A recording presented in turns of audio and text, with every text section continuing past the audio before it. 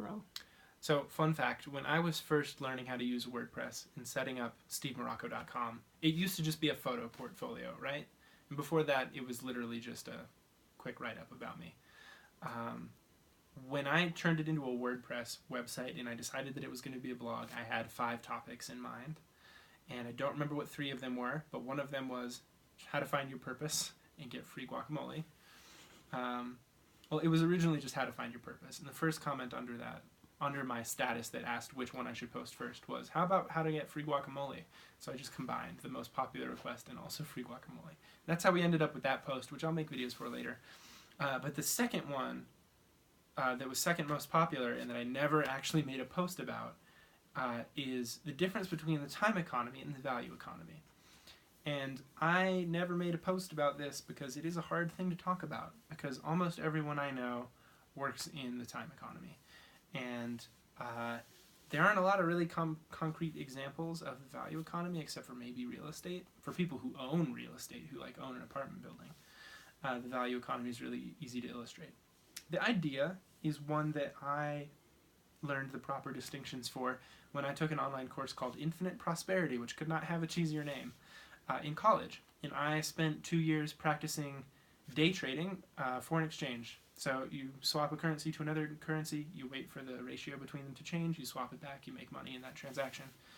And in learning how to do that, I also learned a ton about just money in general, and about how people earn it, and about what it is and how it functions, and what monetary devices serve different purposes. So a lot of people just sort of take for granted that, a lot of people who aren't bankers will say, take for granted that you work, you get money, right? Like that's just how most of the world works.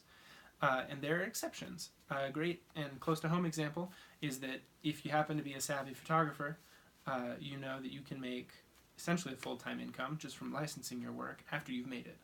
And so you don't have to do more work. You can just make money from the work you've already made, and that work becomes an asset. And so I talked previously in a video about Rich Dad, Poor Dad, about the time economy, or about assets and liabilities. And this applies very much to the time economy versus the value economy. Because with the time economy, where you're trading your time for money, you don't have unlimited time. And you also don't know how much time you have, but you're trading it for something which is very concrete, and which you do know how much you have, and which you can get more of. Other ways, other than trading your time. And so, if you can at all avoid it, it makes sense to spend your time in ways you want to, rather than ways that you have to get money. And so, the value economy provides a way to do that by having people pay you for a thing you already made, or that you own, that is useful for them.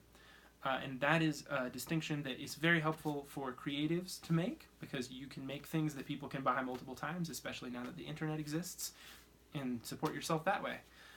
Or you can make an online course and support yourself that way. You're teaching people, and if you do it in a way that's digital, that is easily replicated and doesn't require your time every time someone takes the course, boom, new income, doesn't require your time. If you own an apartment building, or your family owns an apartment building and you inherit it, and then you rent out those apartments to people, you make money from that. And it's the same idea. Like what you're building when you build an online course, or you build an online tool that people can use, or a software tool, or something that's easily duplicatable, or that provides value to people without expending your resources, you have an asset, and you're benefiting from the value economy. And that is a distinction that a lot of people don't make until way too late. And it's really, really important to focus on building things that are of value, even when you don't spend time on them. That's why I think making the distinction between the time economy and the value economy is important. And at some point I may write a blog post about that. It's been 2 years. Who knows when it'll happen? I still don't know if I have enough to really put it down on paper and make it interesting. But at least this video exists now. And then if I do write that post, I will embed this video at the top and you can read it below.